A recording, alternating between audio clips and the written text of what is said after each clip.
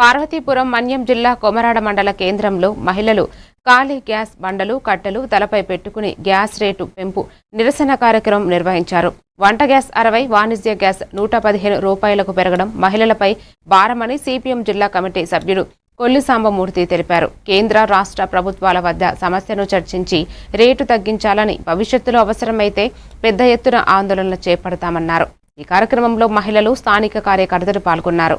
Gas పైన 60 రూపాయలు, అలాగే వాణిజ్య పైన 115 రూపాయలు పెంచి ఈరోజు మహిళలకి విపరీతమైన భారం పెంచే పరిస్థితి ఉంది. ఈరోజు కేంద్ర ప్రభుత్వం చూసుకుంటే నరేంద్ర మోడీ గారు ఏం చెప్తాది, ఇక్కడ జగన్మోహన్ రెడ్డి గారు, చంద్రబాబు నాయుడు గారు, పవన్ కళ్యాణ్ అమలు చేస్తున్నారు తప్ప కనీసం ఖండించే పరిస్థితి లేదు.